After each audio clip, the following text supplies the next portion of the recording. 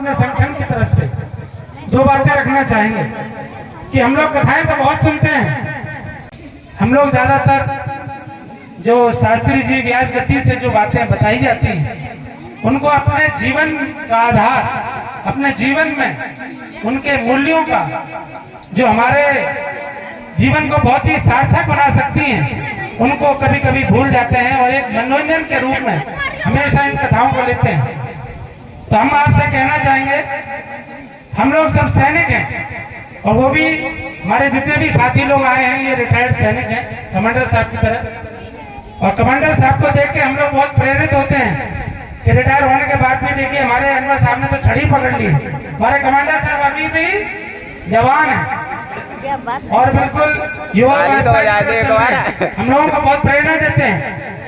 ऐसी ही प्रेरणा आप सब लोग भी ले सकते हैं। समाज में बहुत कुरीतियां हैं और बहुत सारी चीजें ऐसी व्यक्त हो गई हैं, विराजमान हो गई हैं, जिनको इन कथा भागवतों के माध्यम से हम लोग दूर कर सकते हैं, किया जा सकता है।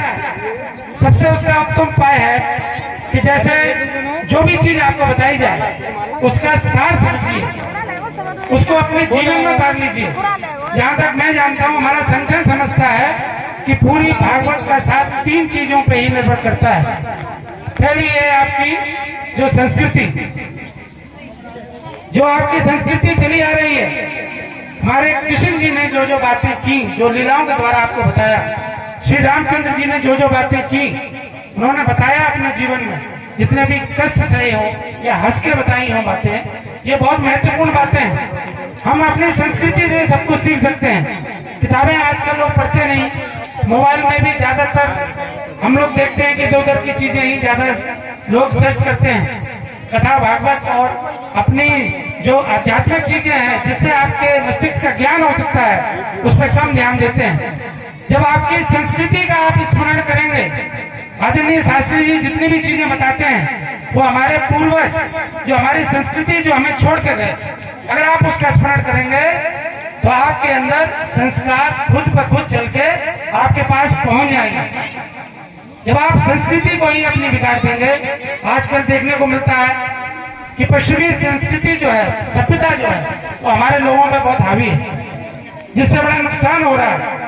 अगर आप अपनी संस्कृति को संजो लीजिए और अपने घर में एक संस्कार का वातावरण पैदा कर लीजिए, उससे आधी से ज्यादा चीजों की मुक्ति आपको स्वयं मिल जाएगी।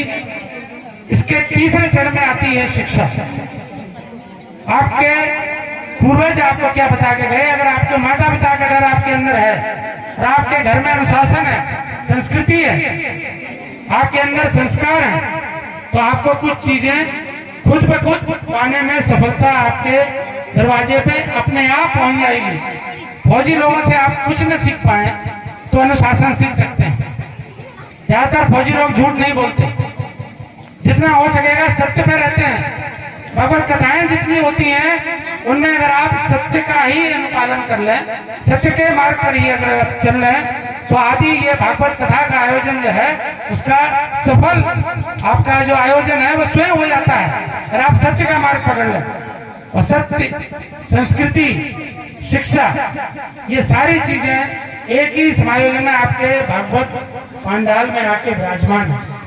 जो आपका बौद्धिक ज्ञान है, जो आपका मस्तिष्क का ज्ञान है, ये आप तभी बढ़ा पाएंगे जब आप जो शास्त्री जी जितनी भी चीजें बताते हैं उनका अनुसरण करेंगे। मैं आपका अधिक समय न लेते हुए केवल इतना ही अनुरोध करूंगा कि जितनी भी चीजें यहाँ पंडाल में बताई जाती हैं, देखिए महिलाओं की संख्या बहुत अधिक है, पुरुषों की संख्या उतनी नहीं है, और खासकर हमारे नौजवान बहुत कम दिखते हैं। लड़कियां बहुत ज्यादा दिखाई दे रही हैं और रिजल्ट भी जो आते हैं हाई स्कूल इंटर के हों चाहे IAS PCS के हों, लड़कियों के रिजल्ट बहुत अच्छे आते हैं। हमारी जो कन्याएं हैं वो बहुत ही संस्कारवान है और बहुत आगे बढ़ रही है तीव्रता से। तो जो हमारे लड़के इधर उधर घूम रहे हैं, इनके लिए भी एक ये खतरे की घंटी है कि आप समझ जाइए, अगर आपने पढ़ाई लिखाई नहीं की, अनुशासन में नहीं रहे, शिक्षा प्राप्त नहीं की, तो आज जो लड़कियां घरों में काम कर रही हैं ये भविष्य में आपको करना पड़ेगा। हमारी लड़कियां नौकरी करने जाएंगी और आप घर पे जो है झाड़ू पोछा करेंगे, बर्तन साफ करने का काम मिलने वाला है आपको। तो यहाँ से आध्यात्मिक ज्ञान ले लीजिए आप, और आध्यात्मिक ज्ञान लेने के बाद देखिए ऐसा नहीं है कि हमारे लड़के किसी चीज में कम है, पर जब भंडारे का समय आएगा, भंडारे का परसों जैसे भंडारे का समय आएगा तब असली परीक्षा लड़कियों की होती है।